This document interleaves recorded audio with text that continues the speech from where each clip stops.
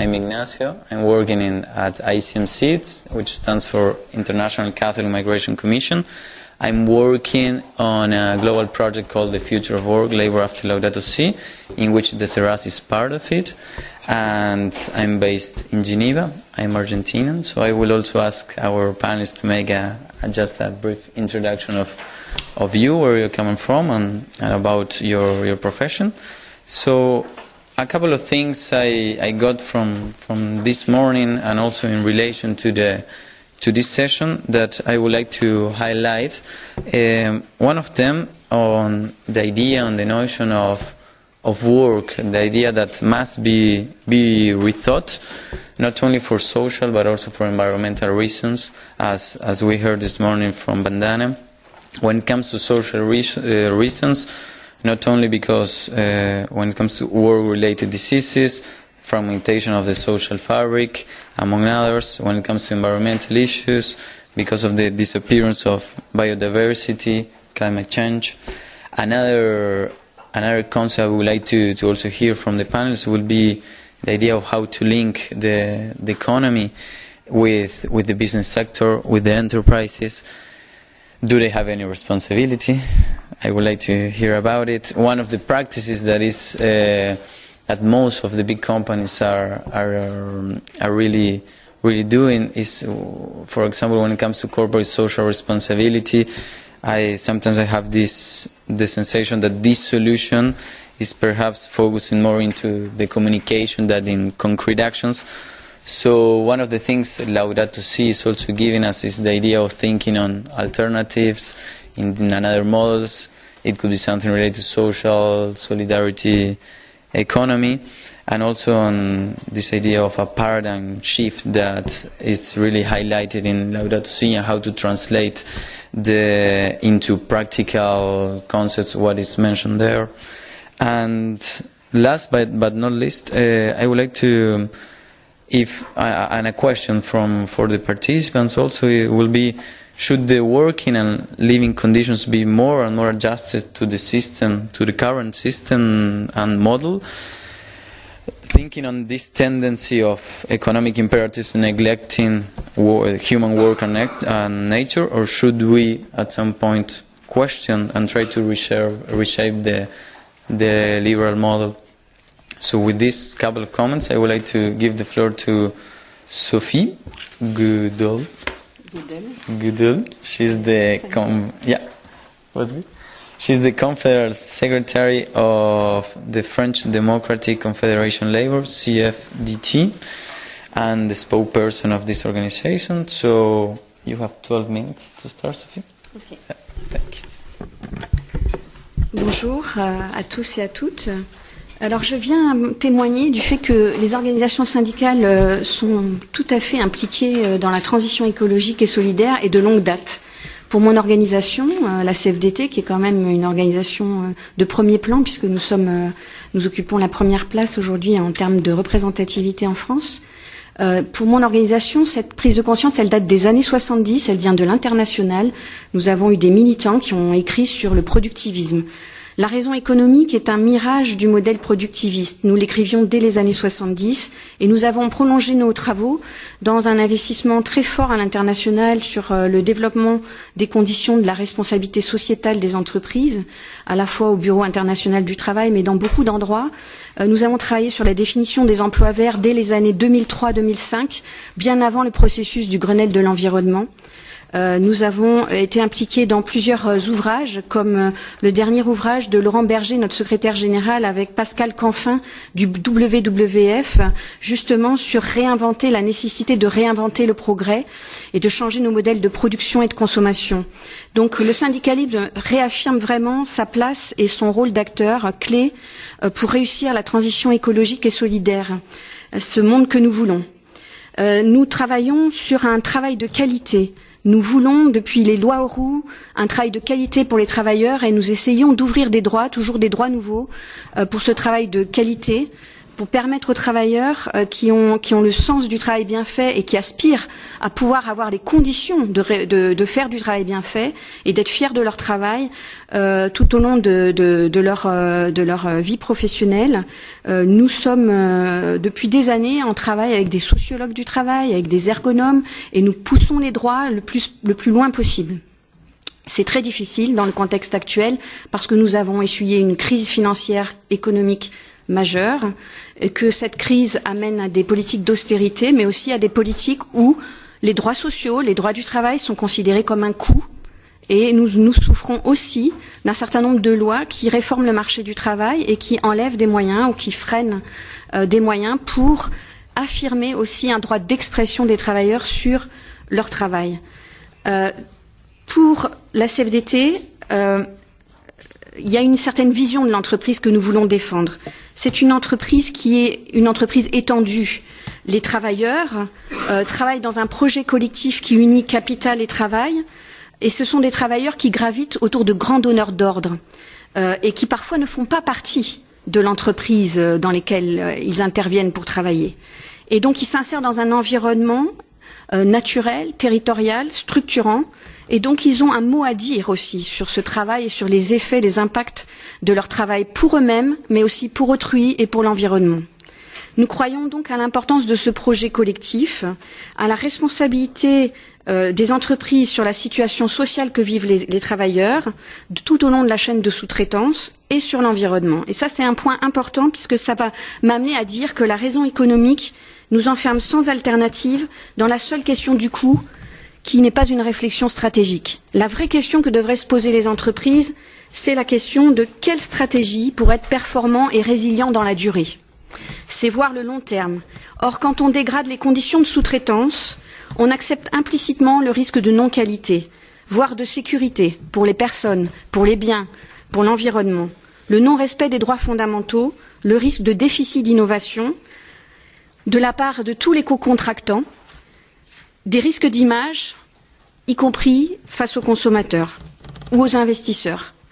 Quand on atteint l'environnement, on fragilise le bien commun, on démobilise le collectif de travail. Et on ne peut pas lui permettre d'être fier de son travail. Et pour finir, la question donc de la qualité du travail, nous l'avons défendue dans plusieurs chantiers. Un chantier d'information, permettre aux salariés dans l'entreprise d'accéder à des informations environnementales et économiques et sociales. C'est le travail que nous avons fait sur la banque de données économiques et sociales il y a quelques années.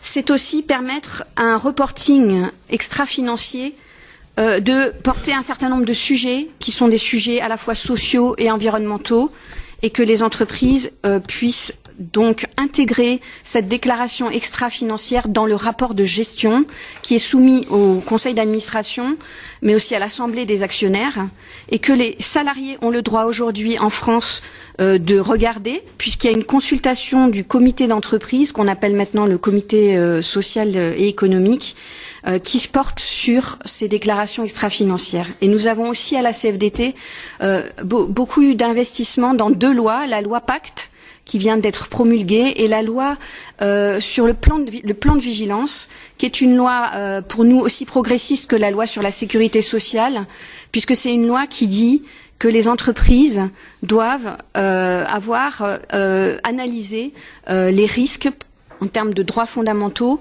que leurs activités font courir aux droits humains et à l'environnement. Et cela pour toutes les relations commerciales de l'entreprise. Et nous incluons certaines équipes de la CFDT, notamment par exemple à Carrefour, cherchent à inclure les travailleurs des franchisés. Ce n'est pas que les fournisseurs, ce n'est pas que les sous-traitants, c'est aussi les franchisés qui devraient être inclus dans le scope de cette mise en œuvre de la loi de vigilance.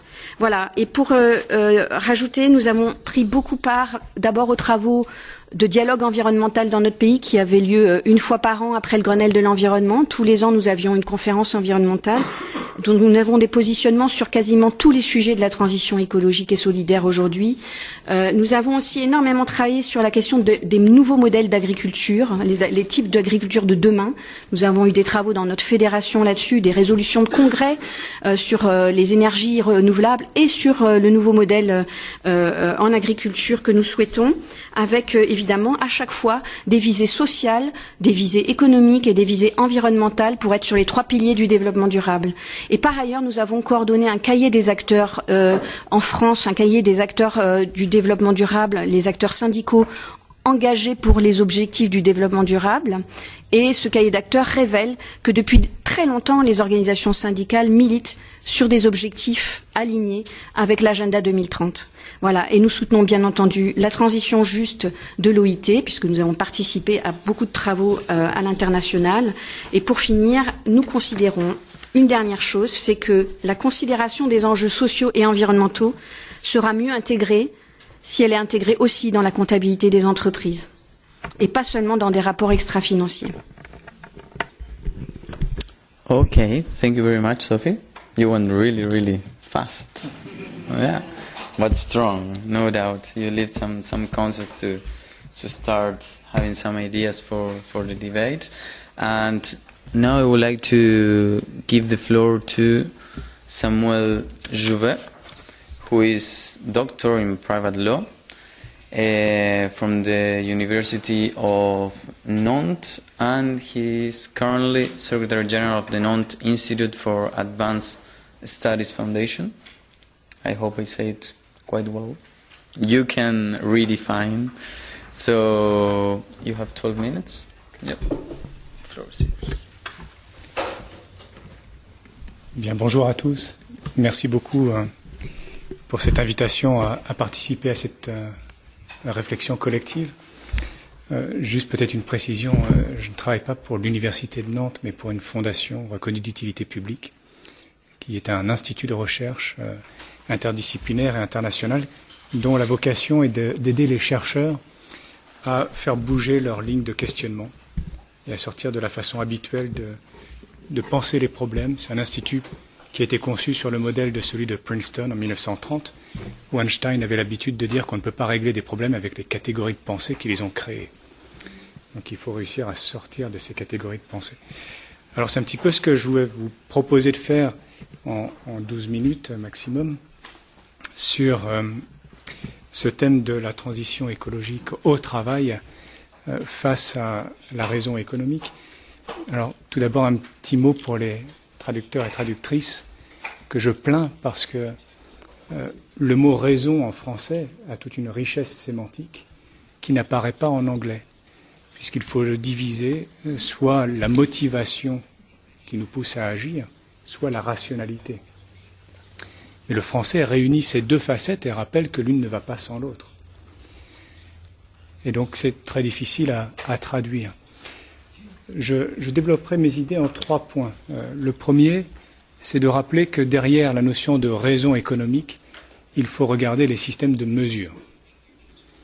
Il n'y a pas de rationalité sans ratio, sans mesure, sans commensuration. Le deuxième point que j'évoquerai, c'est qu'au sein de ces systèmes de mesure, il faut s'intéresser en particulier à la comptabilité. Et le troisième point que j'aborderai, c'est qu'au sein de la comptabilité, il faut s'intéresser en particulier à la place du travail dans la comptabilité.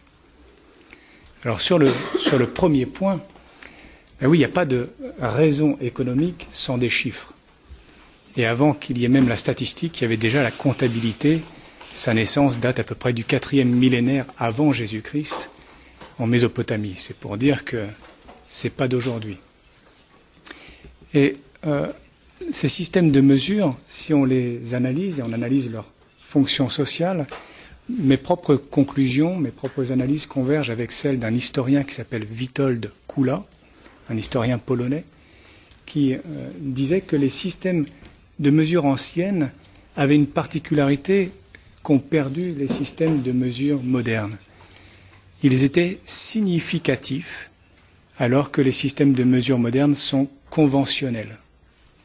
Alors qu'est-ce que ça veut dire ? Vous prenez un kilo par exemple, aujourd'hui un kilo ne correspond plus à un objet physique, mais à une loi mathématique. Depuis le 20 mai 2019. Si vous prenez le mètre carré est une mesure abstraite. Ça vous permet de calculer la surface d'un champ, d'une maison, d'un site sportif, d'un site industriel.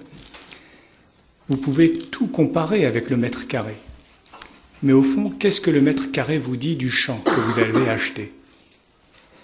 Alors vous pouvez très bien dire que ce champ équivaut à 4 terrains de foot. Vous pouvez mettre en comparaison des choses comme ça. Mais le mètre carré ne vous dit rien du champ. Alors, dans les systèmes anciens de mesure, avant de passer au mètre carré, on mesurait le champ avec une unité qui, à l'inverse du mètre carré, soit vous disait la quantité de travail nécessaire pour cultiver ce champ, soit vous donnez le rendement de ce champ. Et donc en achetant et en donnant la mesure du champ que vous achetez, vous savez immédiatement si vous êtes capable avec ce champ de nourrir une famille, 2 familles, 3 familles. Ou si c'est un champ qui nécessite 2 personnes pour le travailler, 3 personnes pour le travailler. La notion même de mesure référait les rapports aux caractéristiques du milieu écologique dans lequel ces rapports prenaient place et aux capacités de travail. C'est une chose qui a été perdue avec les systèmes de mesure conventionnels. Et j'en arrive à mon deuxième point, en particulier la comptabilité. Et la comptabilité, comme les autres systèmes de mesure, était également significative. En gros, la comptabilité servait à tenir les hommes et les femmes responsables des petites actions sans lesquelles la communauté ne pourrait pas se maintenir et poursuivre son activité. On est donc responsable de certaines activités qui nous sont confiées, donc comptables. Et le mot comptable a désigné en réalité le chef d'entreprise responsable jusqu'au milieu du XIXe siècle, et non pas le teneur de livres qui lui était soumis. C'est ensuite qu'on a inversé les mots et qu'on a appelé comptable celui qui tient les livres, sous la direction du premier.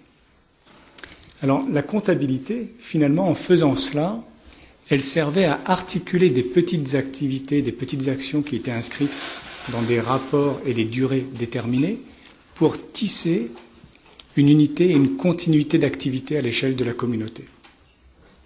Et aujourd'hui, ce rapport a été totalement détruit.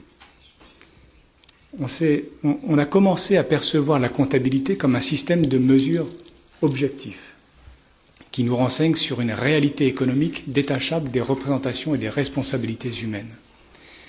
Et on a vu dans ce système une façon d'approfondir notre connaissance des lois de l'économie.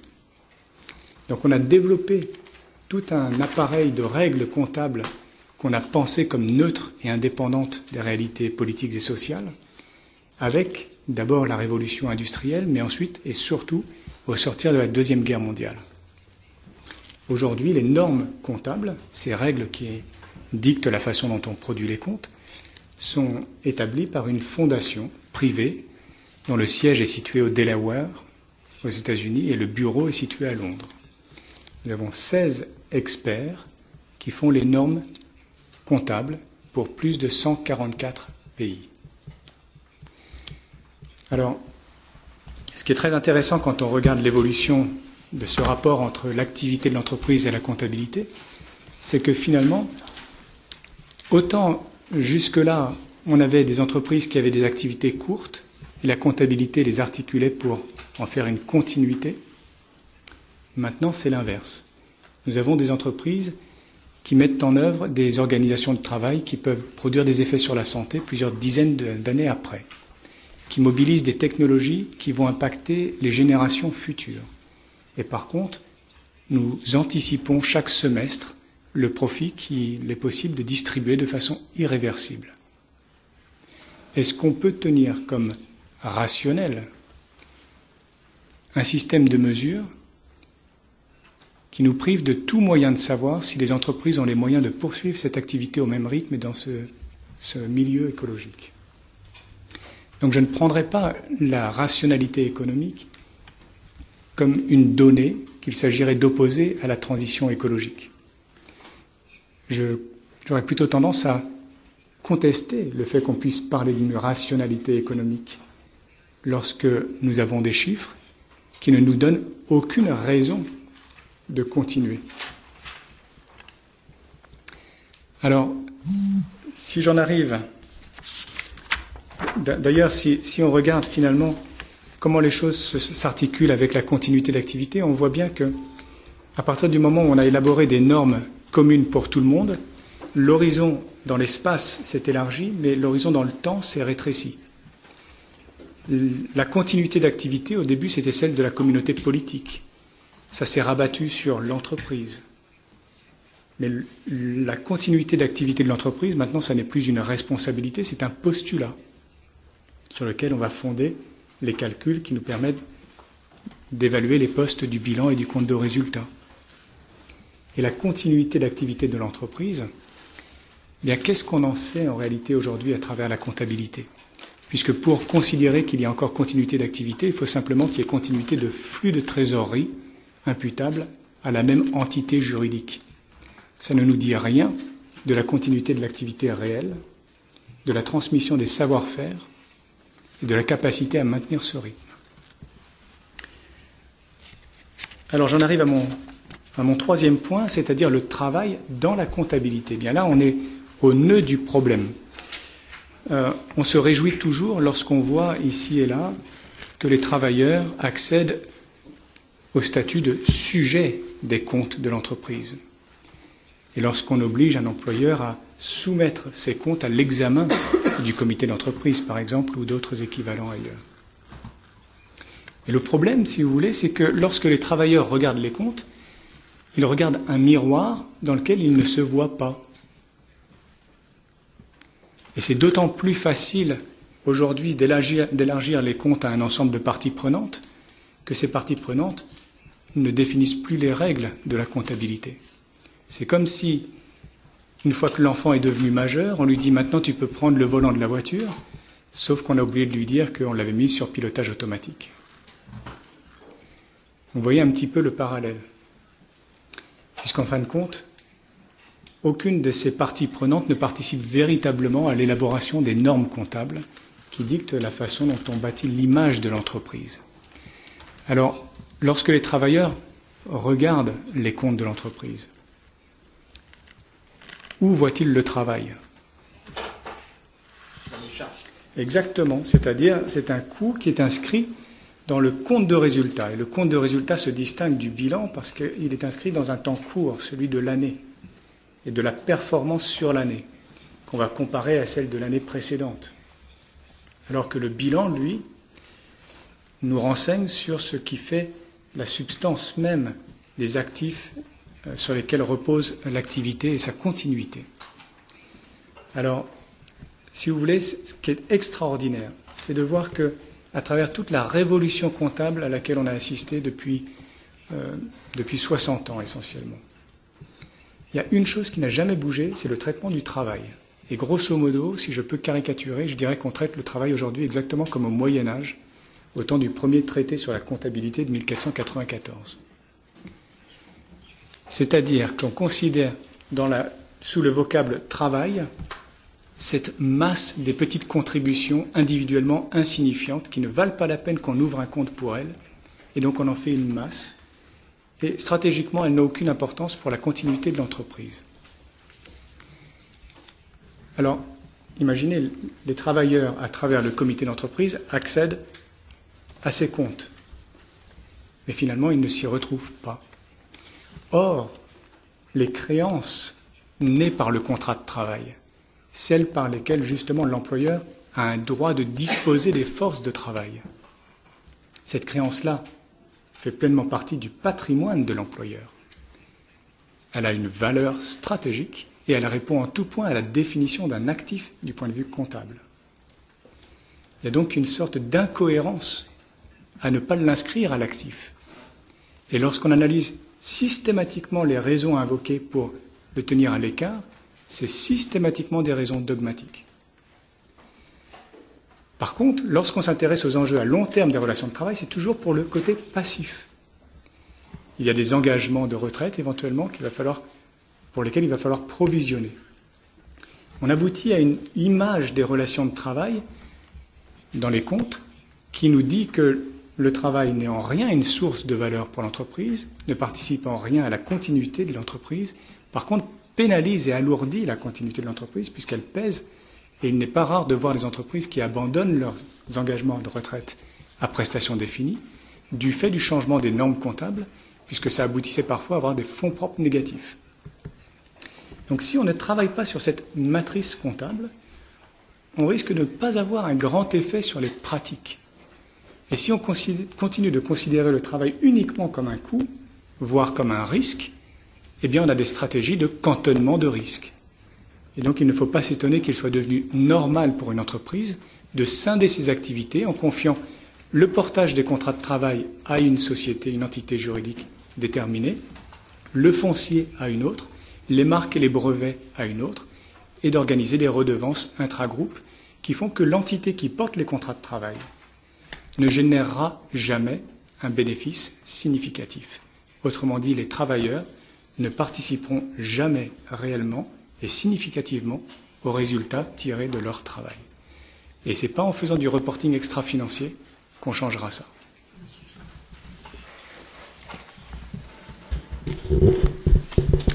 Thank you very much, Samuel. I like it. Also for Sophie, we didn't clap before. So. I like. Sure. No, thanks a lot for this discussion, introduction of these concepts when it comes to systems of measuring, the accounting, and then the importance of work in accounting. And with this, I would like to give the floor to Alexander Podat. He's Advocacy Officer on Financial Regulation and Climate and Development Finance at Oxfam France. The floor is yours. Merci beaucoup. Et merci pour l'invitation. C'était vraiment passionnant ce que vous avez dit. Je suis encore surpris de savoir qu'il y a 16 experts dans le monde qui définissent la comptabilité pour 144 pays. Voilà. Je reste bouche bée. Juste en termes d'introduction, je vais juste présenter Oxfam rapidement pour ceux qui ne connaissent pas. Oxfam est une ONG historiquement humanitaire qui agit dans les pays du Sud pour répondre aux conséquences de la pauvreté, et ce depuis les années 30. Mais Oxfam a pris une position depuis les années 2000 de s'intéresser aux causes de la pauvreté. Et les causes de la pauvreté, on les comprend comme les politiques menées par les pays occidentaux principalement. Donc c'est pour ça qu'aujourd'hui, Oxfam France a surtout une activité d'influence auprès des décideurs politiques, mais aussi de sensibilisation auprès du grand public. Donc mon but sera de un peu dresser un constat de ce que nous décrivons dans nos rapports, et aussi de présenter des recommandations, parce que notre but est aussi d'influencer les décideurs politiques avec des recommandations. Donc, le sujet du jour, je me suis aussi intéressé à ce que voulait dire raison économique. Alors, à la différence de Samuel, j'ai beaucoup plus regardé la partie économique. Et j'ai entendu la raison économique comme, si vous voulez, le système qui façonne notre société, qui a été créé au début de la révolution industrielle et qui a pris véritablement son essor avec la naissance du néolibéralisme qui s'est concrétisé dans les politiques dans les années 1980. Et pour ce système et cette raison économique, je la comprends comme le fait que dans notre société, l'économique est supérieur à toutes les autres formes. C'est-à-dire que l'économique est supérieur aux politiques, l'économique est supérieur au juridique, etc. Et je dirais même que il y a quelque chose qui est supérieur à l'économique. Je ne sais pas si vous voyez ce que je veux dire, où je veux en venir. Exactement. La finance. Donc, ma présentation se fera surtout sur la finance pour deux raisons. Pourquoi je lis la finance à la raison économique et au sujet d'aujourd'hui, c'est que la finance, d'une part, donne la valeur d'une certaine façon aux actifs aujourd'hui. Donc si aujourd'hui on a une crise environnementale, on a une crise du travail, on a une crise sociale, c'est que le travail, l'environnement ne sont pas véritablement mesurés par la finance. Et d'autre part, je vais m'intéresser à la finance comme d'une certaine façon une solution qui va permettre cette transition que l'on souhaite vers un modèle plus écologique, plus social et qui respecte plus le travail. Donc, dans une première partie, je voulais m'intéresser à la finance qui, d'une certaine façon, valorise l'ensemble de la société et qui, je vais réutiliser le terme que Samuel a employé, dicte la valeur. Alors tu as parlé de comptabilité, on pourra discuter après, moi je parle de la finance, on pourra peut-être faire des liens. Mais pour vous montrer l'influence de la finance, je vais prendre deux chiffres qui sont issus de deux rapports que nous avons écrits l'année dernière chez Oxfam. Le premier sur le partage de la valeur ajoutée au sein des entreprises du CAC 40 en France, donc qui sont les 40 plus grosses multinationales en France. Donc de 2009 à 2016, 69%, presque 2/3 des bénéfices des entreprises du CAC 40 sont allés aux actionnaires, 27% au réinvestissement ou à l'investissement, et uniquement 5% sous forme de participation ou d'intéressement auprès des salariés. On a aussi constaté que, en général, les PDG du CAC 40 gagnent 119 fois plus que la moyenne de leurs salariés. Je pense que ces chiffres montrent que, en général, la finance ne prend pas vraiment en compte et ne valorise pas à sa juste mesure le travail. D'autre part, un autre rapport que nous avons sorti montre que les banques françaises, aujourd'hui, sur 10 € de financement énergétique accordés au secteur de l'énergie, 7 € sont dirigés vers les fossiles, 2 € vers les renouvelables et uniquement 1 € vers ce qu'on appelle les énergies autres telles que le nucléaire. Donc, de nouveau, je pense que ce chiffre montre que la finance ne valorise pas la protection de l'environnement ou l'environnement.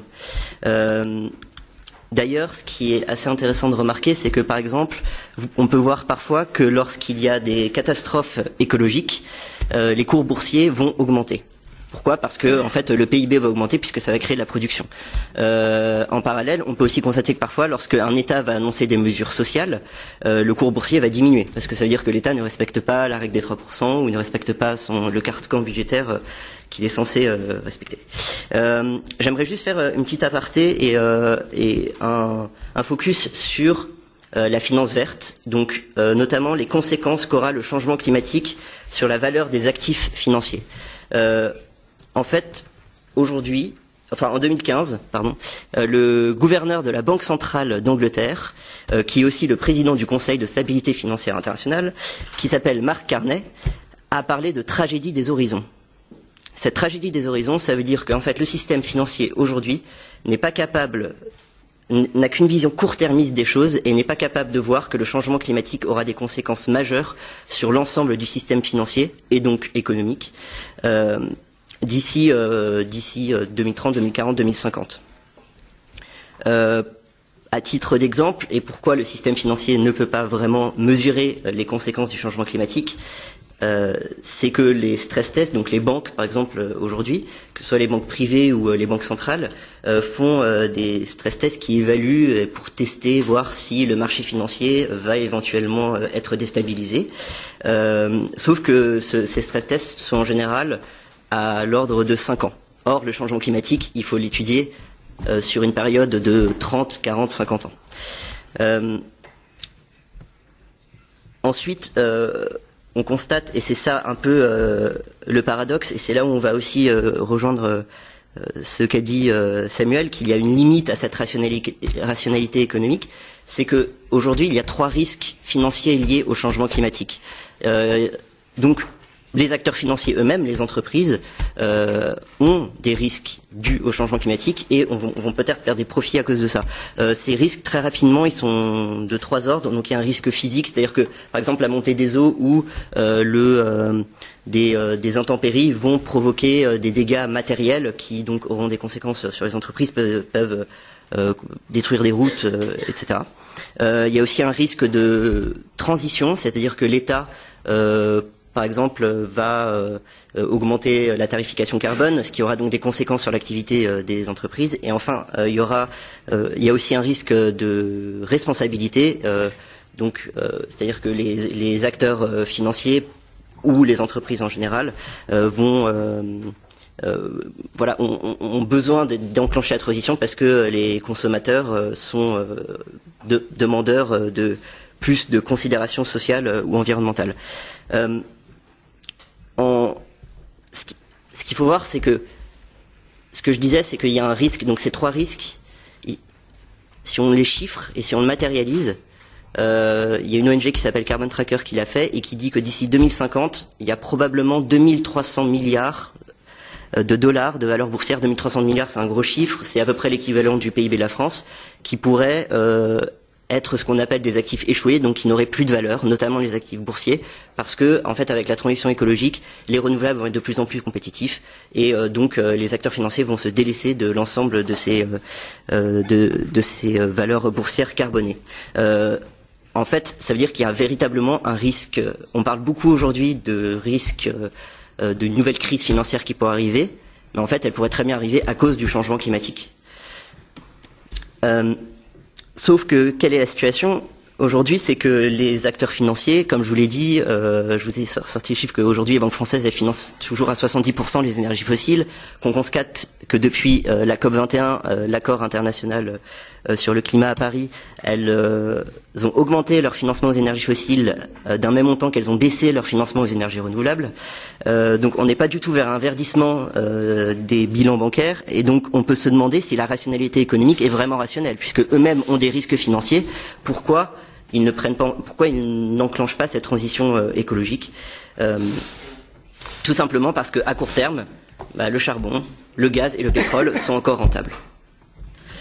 Ce qui m'amène à voir l'opposition entre, si vous voulez, le public et le privé. Donc à poser la question de est-ce que les entreprises aujourd'hui, par elles-mêmes, peuvent prendre en compte cette transition écologique, cette transition sociale, cette transition du travail nécessaire. Selon nos résultats, on est plutôt sceptique là-dessus. On peut quand même voir qu'il y a un changement qui est en train de s'opérer, donc les banques prennent de plus en plus de mesures, par exemple. Je fais un focus sur le secteur financier, vous l'avez compris, mais ça s'applique plutôt à l'ensemble des entreprises en général qui se dotent de départements RSE, de responsabilité sociale et environnementale. Par exemple, les banques ont décidé de ne plus faire de financement de projets charbon, ce qui ne veut pas dire qu'elles ne financent pas le charbon par d'autres outils financiers, mais il y a une vraie sensibilisation à cela. Je constate que j'ai parlé 10 minutes, donc il faut que je me dépêche. Donc il y a... En fait, voilà, donc si vous voulez, le secteur financier et le secteur économique en général vont avoir des répercussions et prennent conscience de cela, mais à un rythme qui est assez inquiétant parce qu'on est quand même face à une urgence climatique et le GIEC nous dit qu'il faut agir d'ici 2030, donc on n'a même pas 10 ans pour agir. Est-ce que ça va assez vite? Je ne sais pas, on peut en douter. Tout ce constat est assez alarmant et assez fataliste, mais j'aimerais revenir sur une note beaucoup plus positive. C'est de dire que, en fait, ce changement climatique, et j'ai vraiment axé sur le changement climatique, en fait, il nous met face au mur. On est obligé de faire cette transition écologique, sinon on va vers la fin du monde. Et puisqu'on parle de rationalité, c'est quand même la science qui nous le dit, et on peut plutôt être d'accord là-dessus. Mais comment faire? Si les entreprises n'en veulent pas assez vite, comment faire? Et c'est là où je passe à ma deuxième partie. Il me reste qu'une minute, mais je vais essayer d'aller vite. C'est de dire que, en fait, il faut changer de modèle, très clairement, et qu'on peut changer de modèle. Et pour cela, ça répond tout simplement à cette opposition entre, d'un côté, la raison économique, le système financier tel qu'il est aujourd'hui, et qui ne prend pas assez en compte, qui ne valorise pas assez le travail, l'écologie, tous les domaines sociaux, et à son opposé cette transition qui a besoin d'être faite. Et cette transition d'une économie aujourd'hui qui met l'économie qui met l'économie avant le politique, avant toutes les autres sphères de la société, elle est possible grâce à l'État. Et si l'État régule le marché et régule les entreprises. Donc c'est pour ça que j'ai envie de vous dire, il est trop tard pour être pessimiste parce que en fait les solutions existent. Si vous voulez, aujourd'hui l'État peut agir avec des financements. Il peut très bien enclencher la transition énergétique, qui permettra aussi d'enclencher cette transition sociale, cette transition du marché du travail. Mais pour cela, il faut de l'argent. Juste pour vous donner un autre exemple, c'est que Oxfam est aussi une des ONG à l'origine de l'affaire du siècle, cette pétition sur le climat en France qui a recueilli 2 millions de signataires et qui vise à porter plainte contre l'État pour inaction climatique. On nous a beaucoup demandé pourquoi on porte plainte contre l'État et pas contre les entreprises, parce qu'au final c'est elles qui polluent. Les 100 plus grosses entreprises qui sont actives dans l'énergie dans le monde sont responsables de 70% des gaz à effet de serre. En fait, si vous voulez, depuis la COP21, ces entreprises, les géants de l'énergie, ils ont dépensé 1 milliard d'euros en lobby pour leurs intérêts et pour lutter contre, pour leurs intérêts et essayer d'influencer les hommes politiques pour pas prendre des mesures sur le changement climatique. Tout ça pour dire que véritablement, je suis assez sceptique sur le fait que les entreprises elles-mêmes et que le secteur financier lui-même, malgré les risques qui pèsent sur eux, vont prendre des décisions, mais que l'État peut le faire. Et que la bonne nouvelle en plus, c'est que si on finance cette transition énergétique, elle va de pair. La transition écologique et la transition sociale vont de pair. La fin du mois et la fin du monde, c'est un même combat au final. Et que on a juste besoin d'une réelle volonté politique. Et juste un chiffre pour montrer cela, c'est que si l'ADEME a évalué que si on enclenche une véritable transition écologique en France, ça pourrait créer jusqu'à 900 000 emplois. Donc voilà, je pense qu'il est trop tard pour être pessimiste et que il y a des solutions. Il suffit juste que l'État puisse se saisir de ses moyens et puisse réguler le secteur financier et le secteur économique en général.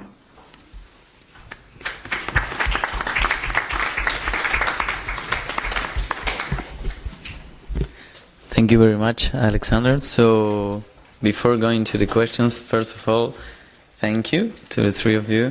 It was really, the first thing I would like to highlight is the diversity of the presentations, and hearing from the work done from the trade unionist side, a theoretical approach, and then to hear some of the relevant data that comes from the Oxfam reports.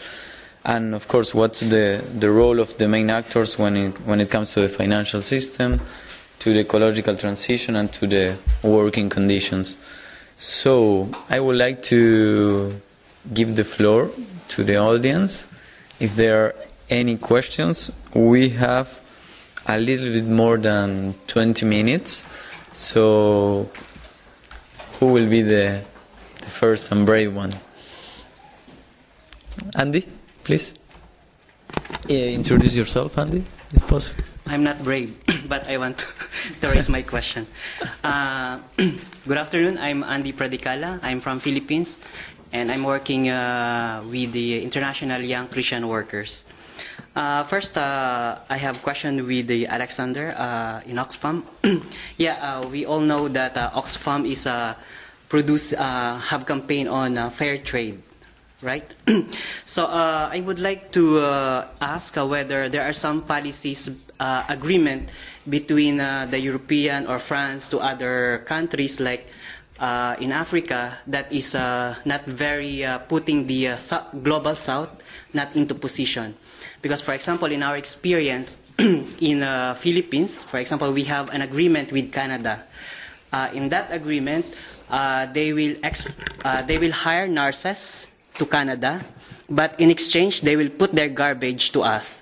So at the moment we have around 1 ship of garbage staying in our port around 2 years now or 3 years and still there.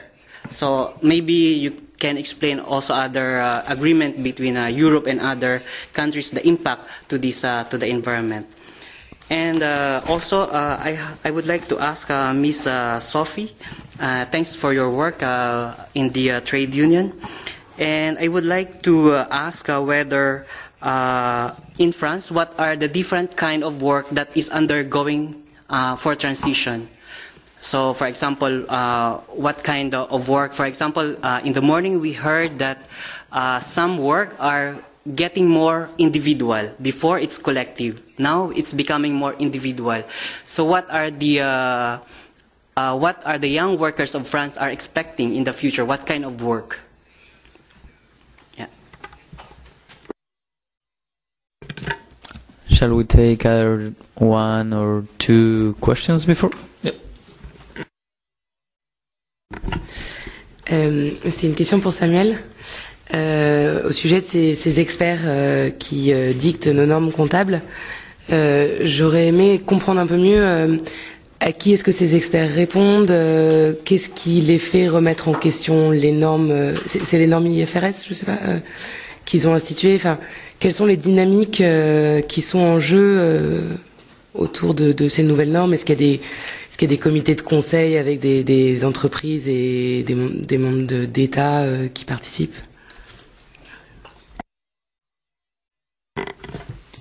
Oui, en complément justement, c'est par rapport à des normes comptables, et je trouve votre exposé tout à fait passionnant, j'ai dirigé des entreprises et c'est vrai que c'est aberrant, on n'a pas les outils pour effectivement parler de ce que vous avez parlé, de la continuité de l'entreprise et sa vraie valeur en fait. Hein. Et donc quels sont les éléments qui permettent actuellement de pouvoir faire prendre en compte, ça rejoint la question, mais d'un point de vue puissant, c'est-à-dire dans un rapport de force qui amène à raisonner correctement, quoi. Yeah. Before since we have one for each of the panelists, who would like to start? Sophie. Ladies first.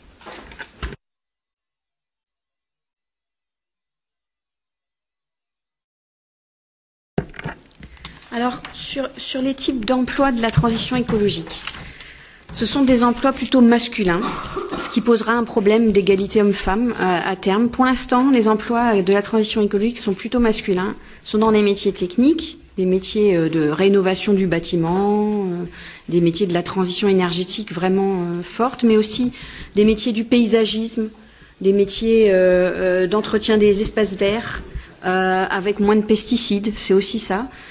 Mais pour l'instant, on voit plutôt se développer.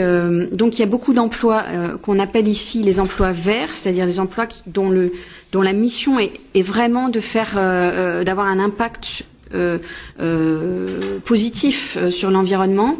Mais il y a aussi tout un tas d'emplois qui sont des emplois qu'on dit verdissants, qui sont des emplois qui sont en train de se transformer, c'est-à-dire les contenus de travail évoluent, et c'est souvent pas forcément des besoins de formation très lourds et de qualification très lourds des travailleurs qui les occupent qui se dessinent, mais plutôt des besoins d'augmenter des compétences ou de diversifier des compétences, de les faire évoluer, avec aussi des risques émergents en termes de santé-travail. Donc on a des problèmes de santé travail pour certains. Par exemple, je vais prendre un travailleur qui va monter une éolienne, il est électricien, d'habitude il travaille sur la terre, maintenant il travaille en mer, il y a du danger pour lui, c'est pas la même chose. Un travailleur qui monte sur la toiture d'un immeuble pour mettre de la végétalisation, avant il travaillait au sol, maintenant il travaille à la verticale, il y a des dangers pour lui. Bon voilà, on a aussi des expositions, un certain nombre de problèmes de qualité de l'air aussi. Donc voilà, nous on est très attentifs au plan statistique à la différence d'évolution des emplois, des différents types d'emplois, mais ce qu'on se constate quand même, c'est que ça va pas à la bonne vitesse. Le vrai problème pour nous, syndicalement, c'est qu'il n'y a pas assez d'emplois transformés, en fait, enfin de création d'emplois, et ça parce que la transition écologique n'est pas financée. Pas suffisamment, pas à la hauteur des enjeux climatiques, et donc ce manque de financement, c'est un problème. On voit quand même une consommation durable et responsable évoluer dans notre pays. Il y a beaucoup de Français qui achètent maintenant des produits issus du commerce équitable et en agriculture bio. Et souvent, ils veulent les deux labels en même temps. Donc, c'est des croissances de ce marché qui est encore un marché de niche. Mais c'est des croissances à deux chiffres, c'est-à-dire plus 14% par an. La consommation équitable et responsable. Donc, on a même eu un conseil d'orientation de l'emploi en France qui s'est penché sur les impacts emploi de cette consommation responsable qui est très dynamique, qui est le segment le plus dynamique actuellement de la consommation, même si ce n'est pas encore massif. On a aussi des investisseurs qui ont quand même un peu bougé leur ligne, hein, puisqu'il y a des critères de gestion dits ESG, environnementaux, sociaux et de gestion, qui sont quand même aujourd'hui regardés par 90% ou un peu plus même des investisseurs. Donc ça montre que des choses se passent, mais ça va pas au bon rythme. Et c'est vrai que nous, notre idée d'améliorer les règles comptables, elle vient du fait que justement on a trop survalorisé aussi les décisions financières dans les entreprises et que ces normes comptables, comme le disait Samuel Jubé, mais beaucoup mieux que moi parce qu'il est outillé pour ça, il a fait un travail théorique. Nous, on a regardé beaucoup de lectures, mais on ne s'est pas encore complètement approprié tout le champ. Mais on a fait une résolution de congrès cet été pour dire qu'on voulait justement une étude concertée sur les conditions auxquelles les normes comptables vont pouvoir servir l'intérêt général en intégrant la considération des enjeux sociaux et environnementaux. Et les enjeux sociaux, c'est très important parce que ça veut dire qu'aujourd'hui, le travail n'est pas considéré comme un actif immatériel qui doit être mesuré, intégré dans les bilans des entreprises. Et ça, c'est quelque chose qu'on veut changer. Pour donner corps au capital humain, dont tout le monde nous parle, mais qui n'est pas très respecté, ni très reconnu, ni très valorisé, comme ça a été dit, et pour qu'il soit pris en compte dans des stratégies de création de valeur des entreprises, mais qui intègrent justement l'humain. Et je voudrais quand même dire, par rapport à ce qui a été dit en séance plénière, c'est trop facile de penser que la transition écologique, une fois qu'elle aura été mise sur pied, va créer de l'emploi. Elle va créer de l'emploi si on veut qu'elle crée de l'emploi. Parce qu'il y a des secteurs qui sont effectivement intensifs en emploi, je pense aux éoliennes, c'est intensif en emploi, il y a des choses qui font de l'emploi, en plus ancrées dans les territoires, c'est très bien, mais il y a aussi du dumping social. Je vais prendre les éoliennes offshore. Aujourd'hui, on a fait croire aux marins français qu'ils allaient trouver plein d'emplois dans la création des éoliennes, dans la mise en production d'éoliennes offshore. On attend quand même que ça se traduise dans les faits, parce que ce ne sont pas souvent des travailleurs ni nationaux, ni même parfois européens. Ça peut venir de partout dans le monde, des travailleurs qui amènent le matériel pour construire l'éolienne, par exemple. C'est pas forcément ça. Donc il faut se dire quand même que c'est pas simple, que c'est aussi parce qu'il y a des constructions de rapports sociaux suffisamment consensuel entre toutes les parties prenantes pour co-construire dans la coopération des co-bénéfices pour tous. Et donc la transition porteuse de progrès pour tous, c'est quelque chose qui doit se construire politiquement. Et je ne pense pas que ça viendra uniquement parce qu'on aura mis un tas d'activités vertes dans notre action. Moi, je crois beaucoup plus au verdissement des activités, c'est-à-dire comment on amène les professionnels qui ont des activités à repenser les gestes de travail, à faire du travail bien fait, à mieux faire leur travail pour protéger et préserver l'environnement, la ressource qui permet, sur le long terme, à l'activité d'exister.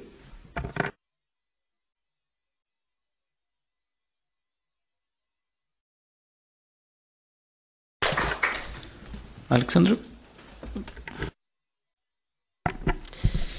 Donc sur la question sur fair trade, sur les accords et le commerce équitable, pardon. Alors je vais peut-être vous décevoir, mais je suis pas spécialiste du tout des accords commerciaux en général, et donc je préfère pas m'exprimer sur un sujet que je ne maîtrise pas. Peut-être que quelqu'un d'autre dans la salle aura plus de réponses, mais en tout cas oui. Enfin, le constat c'est très clairement que aujourd'hui les premiers impactés par le changement climatique ce sont les pays du Sud, ce sont les pays les plus vulnérables qui souffrent aussi de déplacés à cause du changement climatique. Et vous demandez de parler d'accords qui auraient des accords commerciaux entre l'Europe, la France ou d'autres pays du Sud. J'en connais pas. J'en connais pas un spécifique en tout cas. Mais vous avez totalement raison de dire que il y a un problème dans le sens où, par exemple, si on prend les extractions de matières premières, elles viennent très souvent des pays du Sud, mais elles bénéficient aux pays du Nord. Et quelles sont les conditions de travail dans lesquelles travaillent les personnes qui travaillent dans des entreprises minières ou dans d'autres entreprises qui sont souvent dans les pays du Sud, c'est un vrai problème. C'était une des raisons pour lesquelles il y a eu la loi sur le devoir de vigilance en France, que Sophie a évoqué un peu plus tôt, qui a pour but de faire que la maison mère d'une multinationale française soit redevable sur l'ensemble de sa chaîne de valeur et sa chaîne de production. voilà. Donc ce serait peut-être une idée de renforcer les critères sociaux de ce devoir de vigilance. De nouveau, je suis pas spécialiste sur cette loi-là.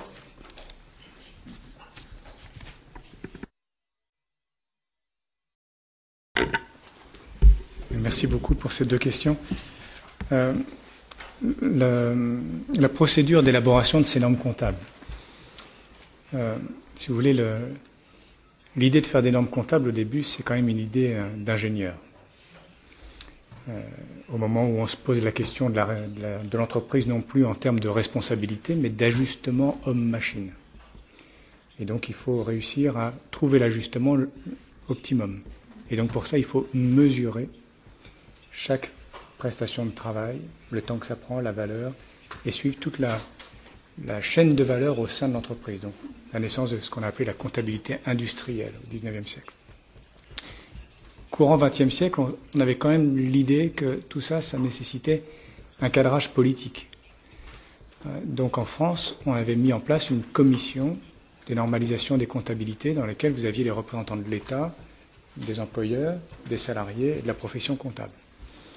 Côté anglo-saxon, on avait des représentants des différentes catégories d'utilisateurs des comptes et surtout des différentes catégories de comptables.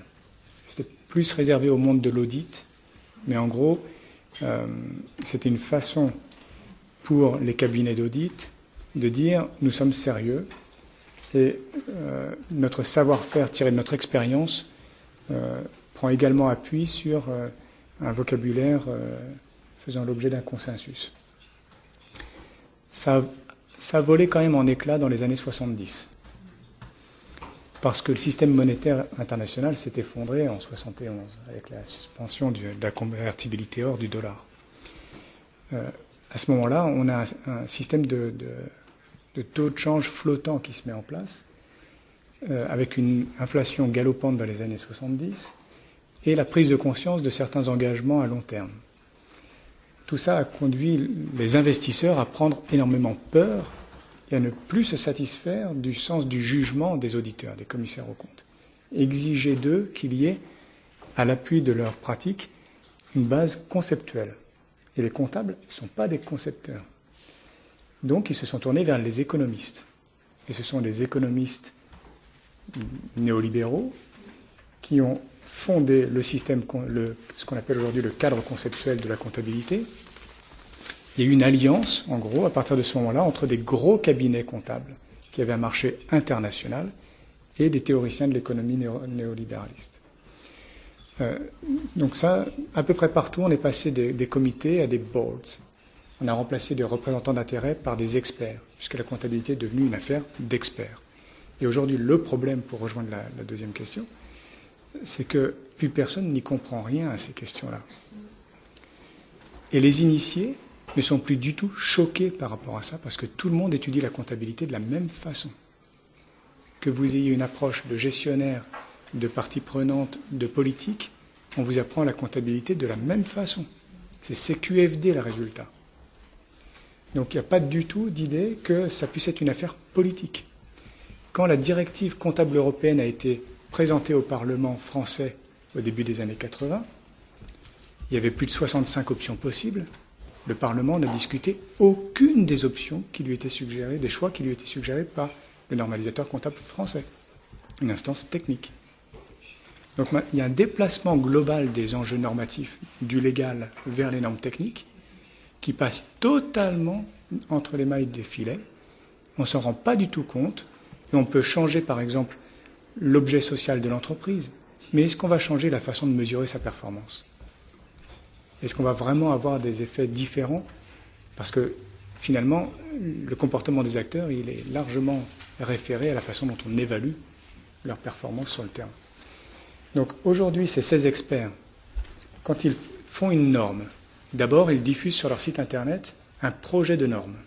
Et ils ouvrent une période de temps pendant laquelle tout le monde dans le monde entier pourra faire part de ses commentaires. C'est ce qu'on appelle le due process. Et pendant longtemps, ils ont cru qu'ils étaient suffisamment transparents en faisant comme ça. Par contre, quand on observe qui contribue, c'est forcément des gros cabinets du Nord. Et à qui est-ce qu'on applique ces normes ensuite ? Des pays en voie de développement. Principalement pour leur demander d'être dignes de crédit. pour qu'on puisse investir dans ces pays-là, il faut un minimum de transparence financière. Donc ce sont des normes qui ont d'abord été pensées par des pays du Nord pour être appliquées dans des pays du Sud. Et puis globalement, ça s'est ensuite diffusé. Et aujourd'hui, le grand objet de relations internationales, c'est entre les normes comptables internationales, qui sont faites par ces experts à Londres, et les normes comptables américaines, qui résistent toujours. Il y a une sorte de lutte pour savoir lequel des deux va avoir l'hégémonie la plus importante. Donc forcément, l'Union européenne, ayant le choix entre les États-Unis ou des normes comptables internationales, a opté immédiatement pour des normes comptables internationales. Aujourd'hui, on leur a dit à ces experts qui ne sont pas suffisamment démocratiques, donc ils ont créé un comité de supervision. Dans ce comité de supervision, on trouve principalement des régulateurs de marchés financiers, puisque c'est d'abord pour les marchés financiers qu'on fait ces normes-là. Donc quand on a pensé responsabilité publique, on a pensé que aux régulateurs de marché. Et si la Commission européenne y est, c'est parce que pour eux, la Commission européenne est une sorte de régulateur de marché, mais pas un représentant des citoyens de l'Union européenne. Voilà un petit peu comment ça se fait. Thank you so much. First, Silvia? Yeah. Okay.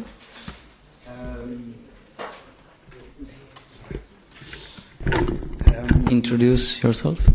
Introduce. Donc je suis Guillaume, chômeur à plein temps. Pour l'instant. Moi, je réfléchissais donc à ces normes comptables et comment on définit en fait la richesse d'une entreprise.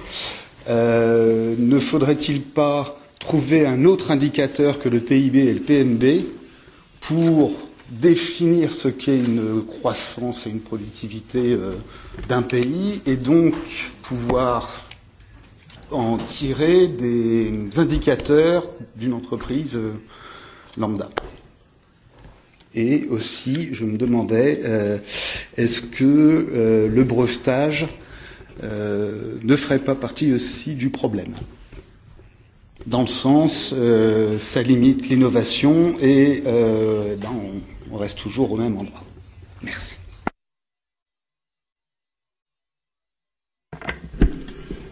Merci beaucoup pour vos trois interventions. Dans deux d'entre elles, vous avez souligné l'absence de rationalité économique, en fait, et la nécessité d'un changement normatif. J'applaudis des deux mains et en tant que citoyenne, je vote en conséquence, mais en tant que professionnelle, je travaille dans une entreprise comme beaucoup de salariés français. Donc j'avais une question sur qu'est-ce qu'on peut faire quand même dans le cadre actuel des entreprises pour quel levier principal ou bonne pratique pour amorcer cette transition énergétique. Madame Godel, vous avez souligné l'importance de la montée en qualification des salariés, ça peut être un point, mais est-ce que il y a d'autres choses que vous avez repérées à vos différents postes d'observation, l'invention d'une compta maison, je ne sais pas si c'est possible, ou une politique RSE particulièrement intéressante et sincère et efficace. Merci.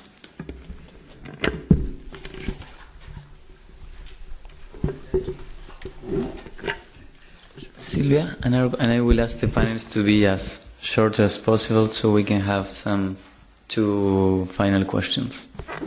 Okay, merci. Je suis une chercheuse en économie du développement et je trouve aussi ce problème. Je cherche des données en fait et j'ai vu que il n'y a pas de données sur les innovations dans les entreprises, les innovations sociales ou environnementales, où il y a des données côté employeur et côté employé, ou s'il y a, elles sont très très rares.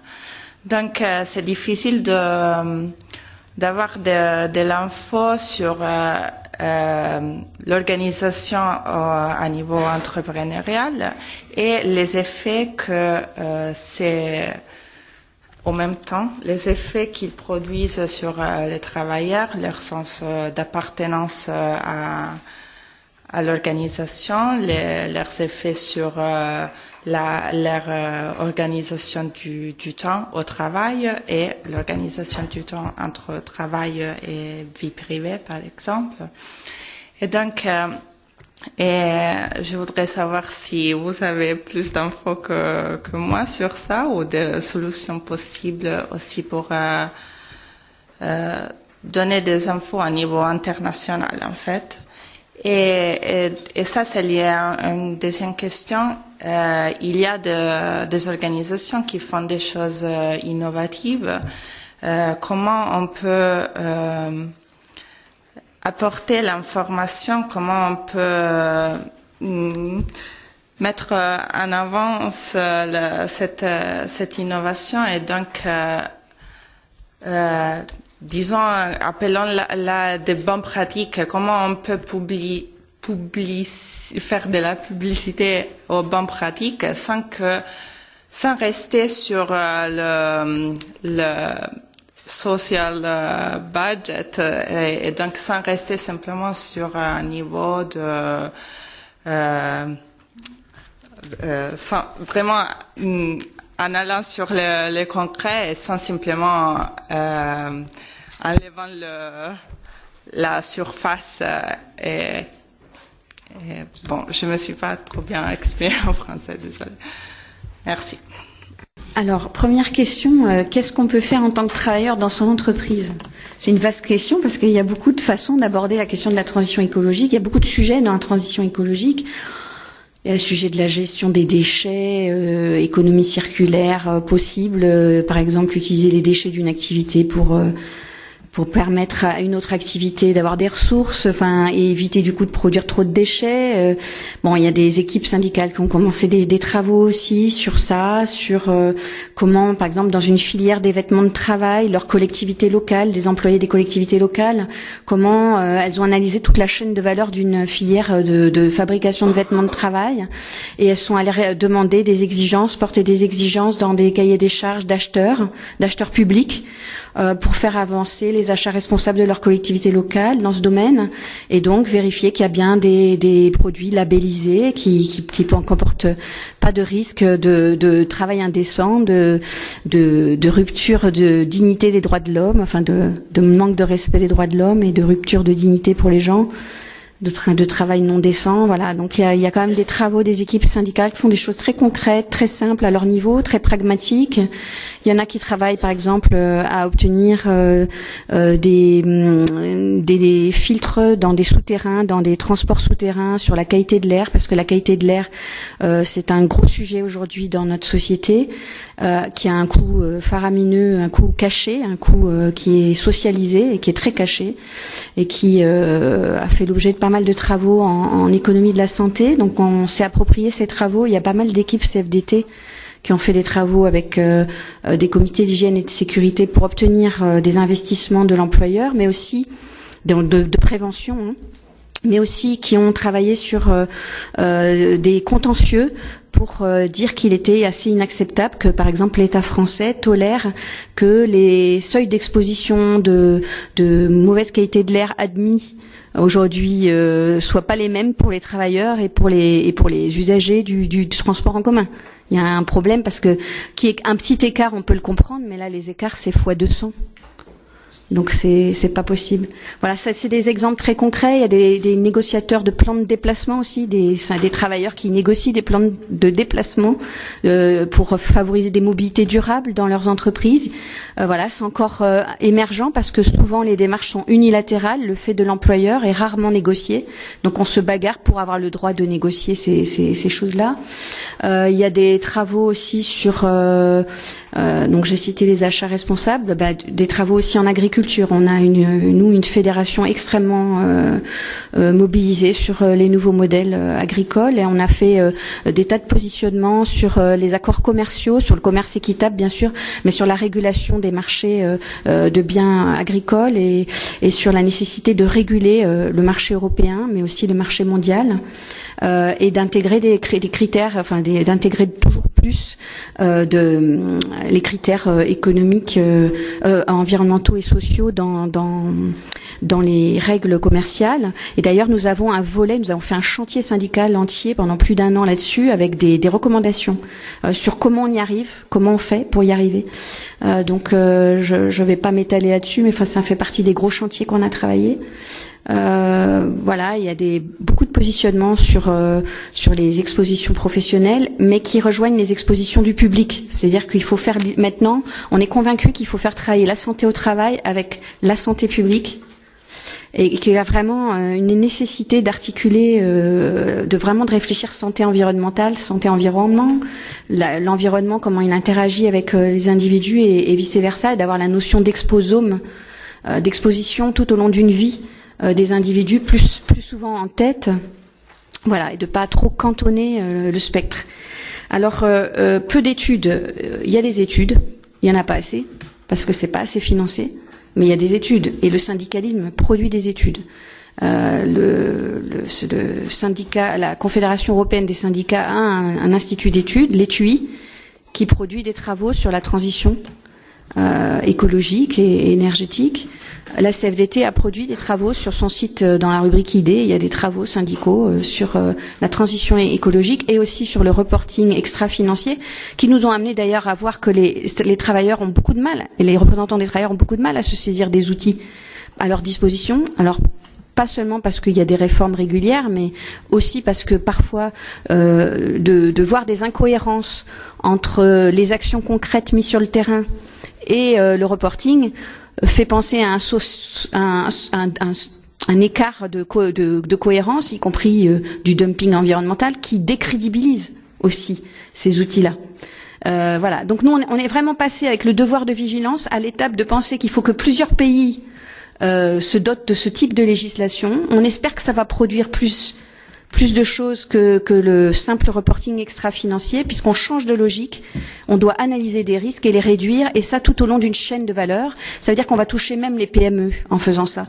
C'est-à-dire qu'il n'y a pas que les grandes entreprises qui sont dans le périmètre de la loi qui sont touchées et concernées, mais les PME avec lesquelles elles contractualisent, qui vont devoir aussi répondre à un certain niveau d'exigence. Donc petit à petit, on devrait pouvoir. On ne demande pas que ça se fasse en un jour et rapidement, mais petit à petit, on peut voir une transition s'opérer par ce type d'outils, et ce sera peut-être complémentaire de ce que peuvent faire les travailleurs en interne de leur entreprise, qui n'est pas toujours évident. Voilà, mais elles ont de toute façon des consultations en France sur le rapport de gestion. Ils peuvent donner quand même un avis, mais c'est un avis que consultatif, malheureusement. Alors, que peut-on faire au niveau de l'entreprise ? On ne peut pas changer les règles comptables au niveau de l'entreprise. Les employeurs sont tenus de respecter les normes comptables qui leur sont imposées, et il en va de leur responsabilité pénale d'ailleurs. Donc il y a un énorme travail à faire pour convaincre ceux qui sont en responsabilité de changer les normes comptables. C'est pas simple, parce que moi, dans mon expérience, c'est beaucoup plus facile de parler religion que de parler comptabilité. Non, c'est simplement dire que l'image comptable fait foi.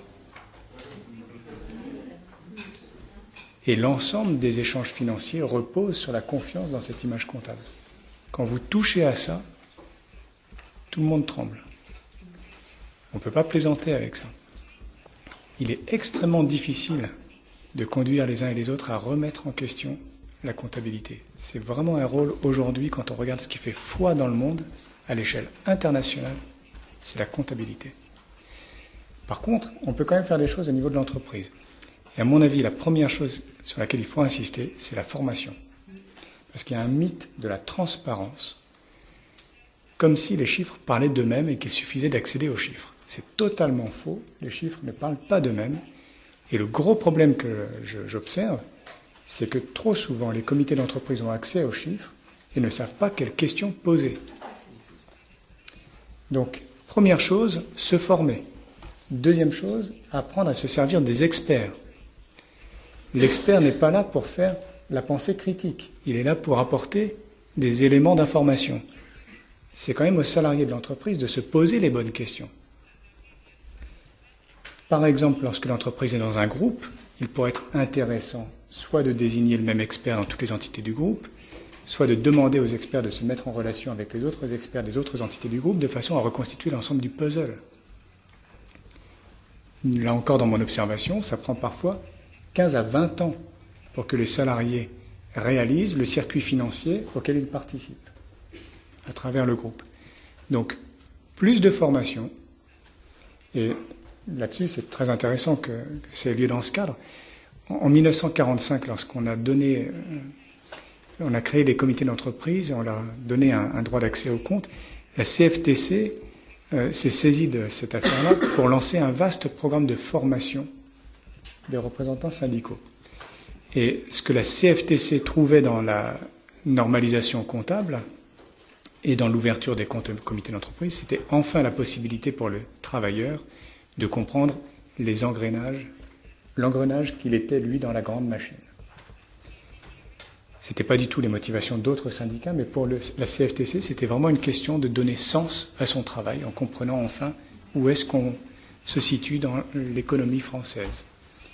Donc vraiment la formation, j'insiste dessus, et le bon usage des experts. Et pour la question des temps, c'est une question très importante, et à ma connaissance, il n'y a pas suffisamment, ou même pas du tout, d'études sur les impacts sociaux de la flexibilisation du temps de travail. On insiste systématiquement sur la quantité de travail, mais pas du tout sur la flexibilisation du temps de travail et le fait que maintenant on peut travailler le dimanche, etc. Et comment ça déstructure tout le reste autour. Là, c'est une sorte de sujet tabou sur lequel il n'y a pas d'études, à ma connaissance.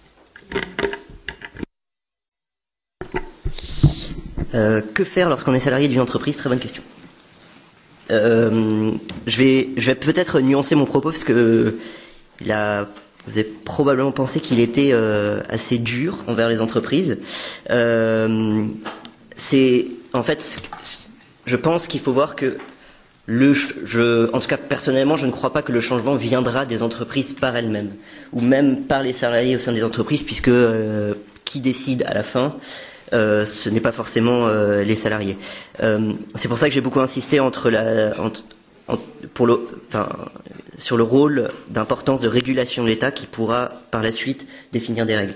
Mais pour répondre concrètement à votre question, en fait, ça dépend quelle est votre entreprise et ce qu'elle fait. Donc si c'est une entreprise qui, dans le cas de la transition écologique, n'est pas forcément en lien avec le secteur de l'environnement ou n'émet pas forcément énormément de gaz à effet de serre, oui, il y a toujours des mesures à prendre, comme Sophie a dit, au sein de l'entreprise, sur les déchets, etc. Par contre, et là ça devient intéressant, si votre entreprise, ça peut être une banque ou une Total ou autre chose, pollue énormément, là, je pense que les salariés ont un rôle à jouer de sensibilisation. Et j'ai envie de vous dire une réponse très simple: rejoignez une association,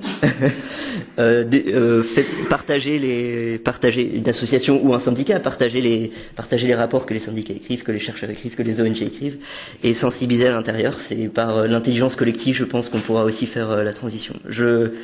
J'espère que ça vous convient comme réponse. J'ai pas d'autres réponses, mais ce qu'il faut voir en général, c'est que c'est vrai que on nous le dit souvent. Alors mon rôle est un peu facile, je trouve que mon métier est un peu facile parce qu'on est dans une dimension très macro et qu'on fait des recommandations très macro et qu'on n'est pas forcément sur le terrain comme la CFDT ou des choses comme ça. Mais qu'il faut voir aussi que, et je répète ce chiffre qui est pour moi marquant, c'est que 100 entreprises dans le monde sont responsables de 70% des émissions de gaz à effet de serre. Donc il y a aussi évidemment qu'on est responsable en tant que citoyen, en tant que consommateur, en tant qu'employé. Mais il faut aussi s'attaquer, je pense, au cœur du problème et donc faire face à ceux qui ont le pouvoir, aux décideurs. Je me permets, si je peux, très rapidement de réagir, réagir à ce qu'a dit Sophie tout à l'heure, parce qu'elle disait, de nouveau, en fait, c'est mon rôle sur le financement de l'économie et dire oui, mais on n'a pas juste besoin en fait, et je suis d'accord avec toi, on n'a pas juste besoin d'avoir de l'argent. Il faut juste savoir où va l'argent et flécher l'argent. Et c'est là, de nouveau, mon rôle est facile, c'est de dire que, on a un besoin de financement. Après, plutôt dire où trouver cet argent, et évidemment, derrière, il faut flécher vers les secteurs d'activité. Mais si je prends un exemple très concret, aujourd'hui, si on ferme une entreprise, une centrale à charbon, ce qui est le cas en France, comment on fait pour rediriger les employés? Que faire de ces employés? Et donc c'est là où je pense que c'est à l'État d'avoir un rôle et de dégager de l'argent, des mannes financières qui pourraient former ces employés ou et assurer leur transition vers des entreprises de construction d'éoliennes, par exemple. Je me permets de signaler que l'Allemagne le fait pour la sortie du charbon. Par exemple. Oui, alors juste une remarque. Alors, la CFDT, elle a fait conduire il y a 2 ans une étude sur la conciliation des temps. Et on a découvert des choses intéressantes sur le rapport au temps qui évolue dans notre pays, du fait aussi de la mise en place des accords de télétravail. Parce qu'il y a de plus en plus d'accords de télétravail, souvent signés par des syndicalistes de la CFDT, qui pensent que justement, pour améliorer et la qualité de l'air et le réchauffement climatique, c'est bien aussi de réduire les déplacements au strict minimum. Bon, ce faisant, il faut se dire qu'il y a quand même des déplacements obligatoires qu'il faut quand même aussi traiter. Donc c'est pour ça qu'il faut un plan de déplacement en plus du télétravail. Mais voilà, le télétravail a quand même considérablement bougé des choses et va créer des mises en tension pour les travailleurs et les travailleuses, parce que c'est aussi la séparation de la vie personnelle et de la vie privée. C'est le rapport aussi dans le couple. Des parents aux enfants, donc c'est aussi la parentalité. Ça peut changer beaucoup de choses au plan de l'égalité homme-femme dans le travail et dans la vie de famille. Ça va beaucoup changer. Donc on est vraiment, nous, en observation de ces changements sociaux qui sont profonds et qui ne font que commencer. Voilà, c'est vraiment des mutations du travail qui sont très fortes, mais qui emmènent aussi les travailleurs à avoir des injonctions un peu paradoxales, c'est-à-dire que on leur dit finalement, maintenant on vous fait confiance, mais alors il faut réussir quand même à tenir les objectifs, et c'est pas forcément en leur donnant plus de moyens pour le faire. Donc c'est très compliqué. Donc voilà, on fait des travaux pour essayer de comprendre ça, ce qui est en train de se jouer. Okay, unfortunately we don't have any more time to discuss. Sorry, but for sure we were taking with us some food for thought to process, and since our only hope is action, I would like to thank you for the debate and thank you to the panelists for their interventions, and have a nice evening.